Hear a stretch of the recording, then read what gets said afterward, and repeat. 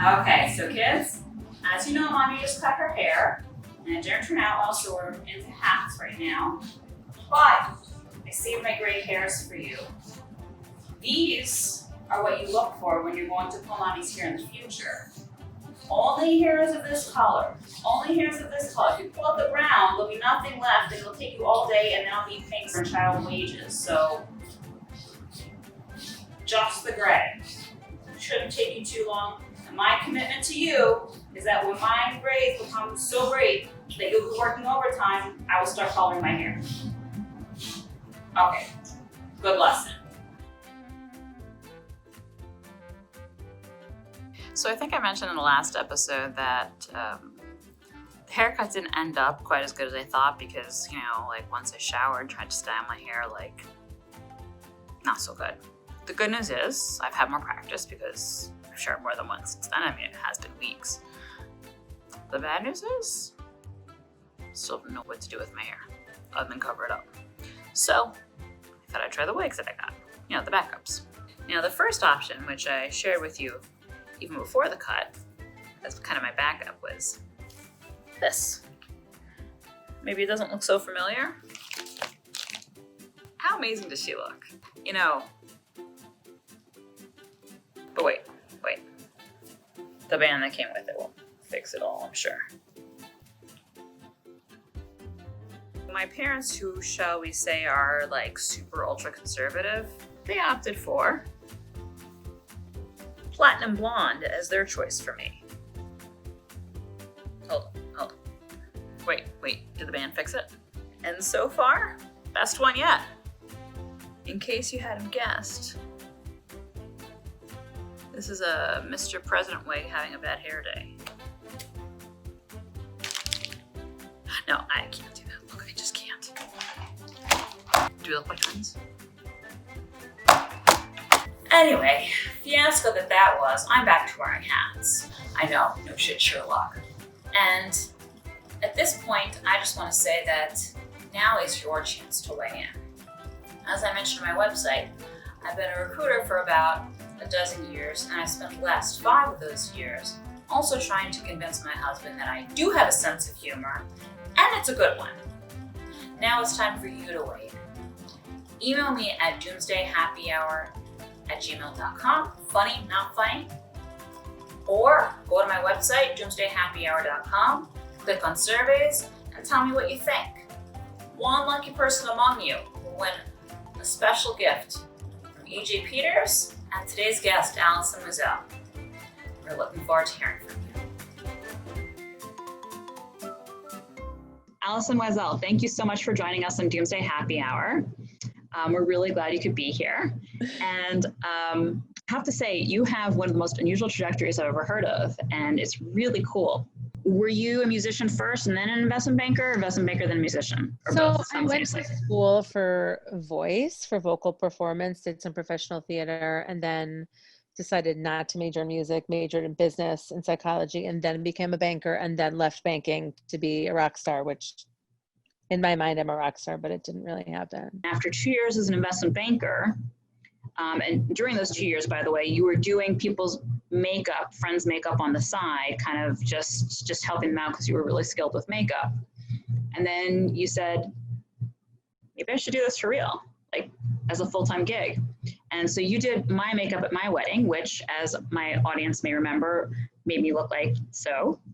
Now, tell me, what was the transition like, investment banking to makeup artist? And, how did you know it was the right time to take your hobby side gig and make it your full-time gig, especially since investment banking is like, so lucrative. There's salary, it's really lucrative, and the makeup, it's gig to gig. How did you know you were ready? I'm not sure that I knew I was ready. I think I really loved banking, and as an analyst, most people don't. I was very fortunate to work with these great guys, but in the midst of that, I knew I would have to go back to business school if I wanted to come back as an associate, and I thought I would go try to be a rock star. And as I said to you before, in my mind, I'm still a rock star, although I'm not. And so I actually went to Nashville, made a demo, came back to New York, And I was like, I'm going to be famous. And in the midst of that, I had to find a career. And my girlfriend said, well, you're good at makeup. You've always been good at makeup. Come work at MAC. And I was like, okay. I did that for a little bit, a couple of years. I worked for a lot of the major brands, NARS, Trish McAvoy, MAC. But the retail thing was like very hard for me because you don't get to make your own hours, and it's very stringent in terms of you have a shift, you have to be there, you can't take off for holidays. And I was sort of not loving it as much anymore. Like I loved the makeup, but the retail part of it was hard, although it's a great experience because it teaches you how to deal with any type of human being. Right. And really helps you with the personal skills that you need. But what happened is at some point I was really ready to do this, but it has been a journey and continues to be a journey in terms of getting work. When I started doing makeup as a career, I said to my husband, I want to do makeup. And he thought I was crazy because I was making 6 figures. And he was like, really? Okay. And I had small children. And there's a misconception, I think, that people think about when you're a freelance makeup artist, that you have all this free time and you can be with your children at any time you want. But on the other side of that, when a gig comes up, you usually take it, right? Because you need the money. And if you say no, someone else is right behind you and they're going to take that job. And so for me, when I made that decision, it was hard. It's still hard, but when I made that decision, it was really just me. I still super hustle, but hustling in terms of getting clients was really just me starting very slowly, word of mouth. And like my photographer, Rebecca Weiss, who is amazing. We met, and then she found out what I did and said, oh my God, my makeup artist is moving to LA. You have to start working with me. And so you slowly start to cultivate relationships and you start doing more and more and more work. But it's not easy being a freelancer, but it's something I'm so passionate about. So it's funny you mentioned Rebecca Weiss. I thought that because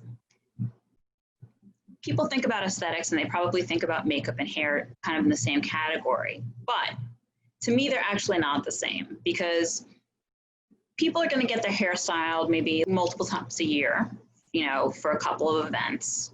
But they can do their own makeup if it's not like a big deal event, right? And then on top of getting the hairstyle, assuming they're loyal to one person as opposed to going to a dry bar type salon just for the events, if they go to the same person all the time, that person's also cutting their hair multiple times a year. So that's repeat business. For a makeup artist, you did my wedding, but it's not like we've been in constant touch. And I haven't gone to any gala events where I've needed to have my makeup done, or, TV appearances where I need to have my makeup done. Maybe I should. So it's got to be a little bit more like photography, gig to gig, because people don't hire professional photographers like on a semi-annual basis. Right. No, for sure. So I think that how you get your referrals might have wider applications, including to photography and other kind of gig to gig things. So tell us a little bit more about that. And it sounded like essentially with Rebecca Weiss, you kind of collaborated and you do cross referrals, because obviously you're not in competition with each other, you're in different industries. Right. So I think part of it is when you start out, and I think it can be really daunting, is you really want to, depending on where you want to be in the industry, whether that's wedding or, I do every type of work, and there are makeup artists that specialize in one thing. I didn't sort of want to be pigeonholed, but you want to hook up with photographers, because what happens is oftentimes you go to the photographer more than you necessarily even would sometimes the event planner, because you see that the photographer's looking at the aesthetic. They know what looks good. And so they will recommend, oftentimes people say to Rebecca, do you have a makeup artist? And so with Rebecca, I got a lot of private clients. And in other areas, I hooked up with a hairstylist who years ago when I started doing MSNBC, and CNN, this hairstylist said, I have a client who's looking for somebody to do her makeup for MSNBC on the regular, right? And she wanted to go with somebody that she trusted. And so I've been doing this particular client's makeup for years. I go with her to the studio. And if you're not like a major, you don't have your own show like Lawrence O'Donnell or Rachel Maddow, it's all freelance people. So you can go and have your makeup done, or you could come with your makeup artist. It depends on what works for you. And all of that has a lot of become for referrals. All my private clients are through referrals. I work with a production company that years ago when I did my first pilot, the woman who was producing the pilot then started her own production company. So she does a lot of corporate videos, corporate shoots, corporate headshots. So she'll hire me for that. So everything really is word of mouth and referencing that way. I mean, I'm not that great on social media, and I wish that I was. I think a lot of people get clients that way, but I really am all referrals.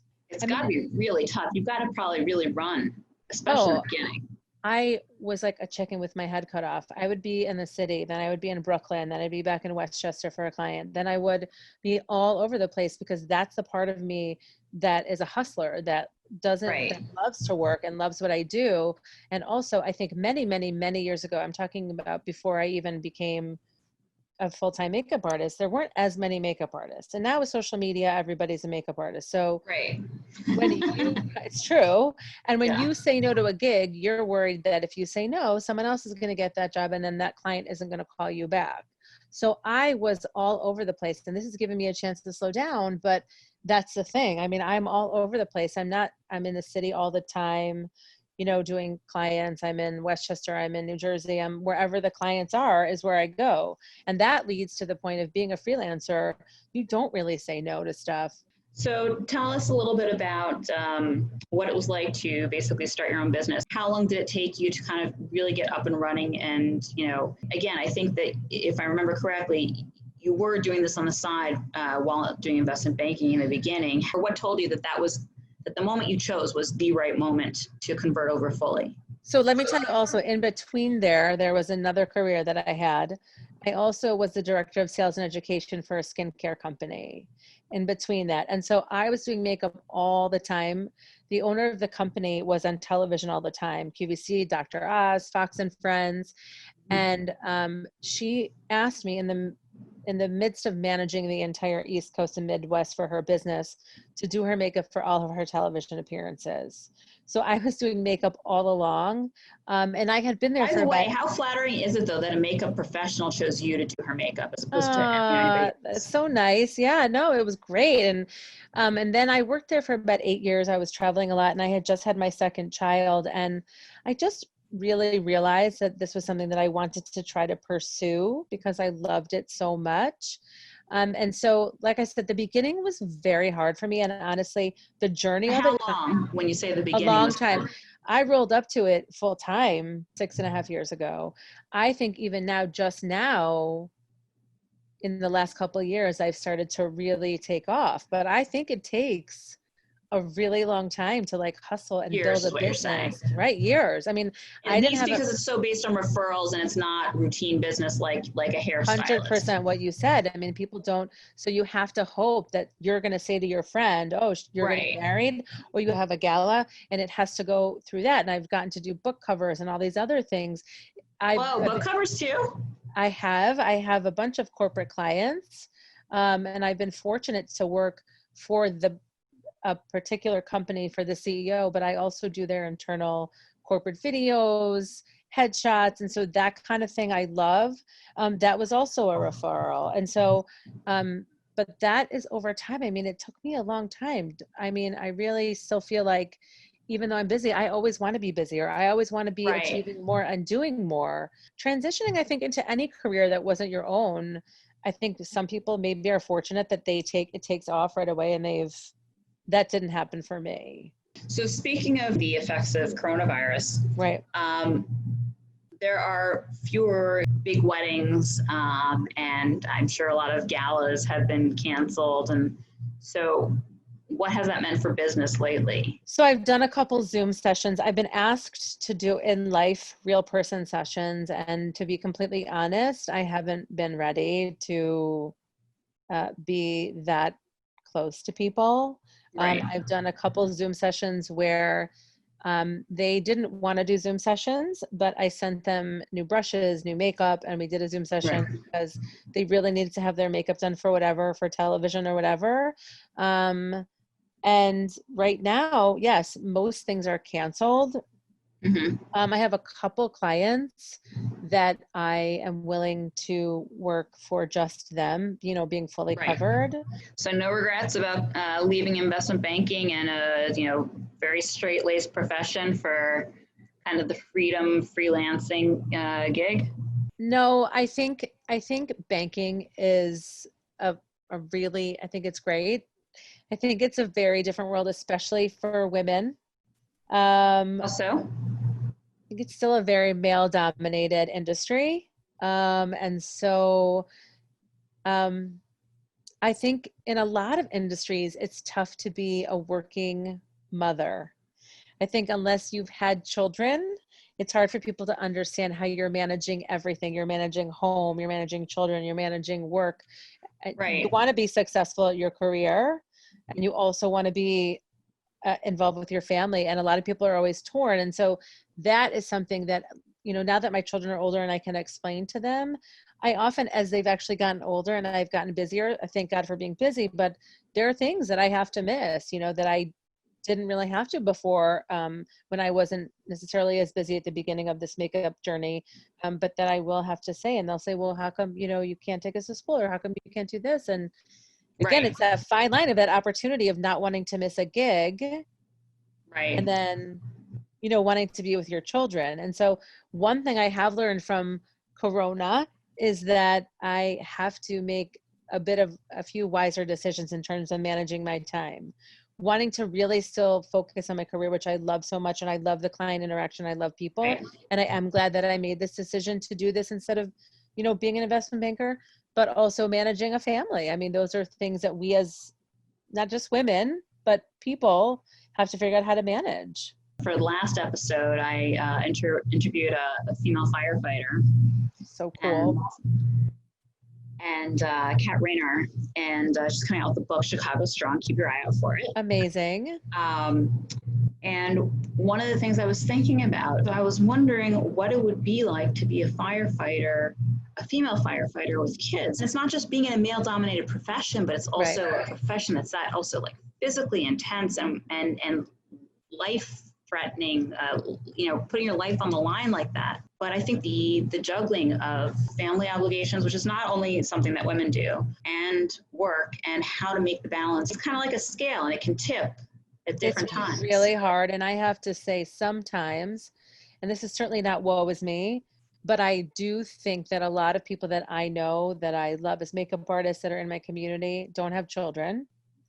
And so they can go at a moment's notice anywhere. They could go be on a shoot in Alaska for 6 months. They could do anything at any time. So sometimes I'll get a call from MSNBC and the guy will be like, oh, can you be here at 5 o'clock in the morning? And I have to call it's true. And I'll have to say to my husband, is it okay? Can you take the kids to school so that I can go to MSNBC? Because I probably won't make it back, right? Or I got to go into the city to do the CEO's makeup. Are you okay taking the kids to school? Because then I have to manage all those things where even the short jobs that are not going away. I've done films where I've, been away, but even the short spurts where I know that like I say I'm going to be gone and makeup's half an hour, but getting there and getting home and traffic. Right. When you don't have kids, you can do, and you've no other obligation. You can do whatever you want at any moment. Right. It's so much more than work though. Allyson, thank you so much for joining us. I really appreciate it. And I look forward to being in touch soon.